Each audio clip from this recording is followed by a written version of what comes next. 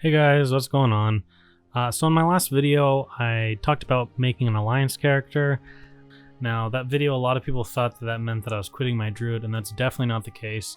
As BWL gets closer, I've definitely spent some time farming gold on my druid, as I need to have money for, consumables, spells, repairs, all that kind of stuff. So I'm definitely not giving up on my druid. There's going to be tons of druid content to come. One thing that I do have planned, like I said in my last video, is a Blackwing Lair kind of healing overview of the fight, like what you can do to prepare as a healer and what to bring to Blackwing Lair. So that will be out coming soon. And in this video, I'm going to talk to you about an easy way to farm gold as a stealthed character, so either a rogue or a druid. You can also do this farm as a mage, but you need to have invisibility potions, so it's kind of annoying to have to deal with. So let's just get right into things. As you've been seeing, I've been walking and making my way over to the Black Vault. Within the Black Vault, we're going to open these Relic Coffers, and in these Relic Coffers are a bunch of junk items. There's a lot of grays, there's bags of money and bags of gems, as well as random blues and greens that you can get from time to time. So on most servers, Relic Coffer keys are going anywhere between 20 and 30 silver. If you can pick up Relic Coffer keys between 20 and 30 silver, you're going to make an easy amount of money with relatively no trouble. You don't really have to do anything. You can be in any type of gear. You can basically even be naked if you want to. There's at no point that you're going to have to enter combat, and this is what makes this farm so easy. I like to do this farm when I'm kind of just hanging out. The one thing about this farm you can't do is just like spam it over and over again. So this is one of those things that you might do once or twice a week. I personally have a macro that I just spam in trade chat or world chat saying that I'm buying Relic Coffer keys. A lot of players level up in Blackrock Depths, and a lot of players farm Blackrock Depths for items. So a lot of times there's a healthy amount of coffer keys on the auction house, and this is an easy way to get some gold. So basically we just go in, open the coffer doors and get the loot from the chests, and we just do this over and over again. Obviously make sure that you're opening the bags as you go, because they take up a lot of room in your inventory. But in this video I just wanted to show you how much money you can make doing this. What I did is I made sure that I had 0 gold going into this farm, so I zeroed it out by trading my alt some of my gold, and this way I can get a really good idea of exactly how much gold I can make in 5 runs. Now, on average, it takes about 5 minutes to complete, 5 minutes to 6 minutes to complete each run, and in that time, you're able to make quite a bit of gold. Now, I've gone over different ways to farm gold on my channel. Obviously, some are much more lucrative than others. However, I will say this method is very painless, and you don't really have to do much of anything. I also will show you towards the end of the video how you can spread these runs out a little bit longer, so you can actually make sure that you don't get locked out each time. And we'll go into that at the end. But overall, this is just a fast and easy way to get gold. I personally just do it every once in a while, like maybe once or twice a week I'll go in and do it. And this is honestly how I've been making a lot of my money going into Blackwing Lair, so that I can afford all these consumables and stuff. It's just a simple way of farming. It's not quite as labor intensive as something like Maraudon farming. And it's great for druids, because you're not necessarily the best gold farmer out there, but you're certainly not the worst. But this is just kind of a simple way of doing things. Now, once we finish up our 5 runs, what I'm going to do is tally up all the gold that I was able to receive. As you can see, a big portion of the gold comes from selling grays, and we're something right around 55 gold, I believe. And then I still have to go about selling the gems and also selling any greens or blues that I received.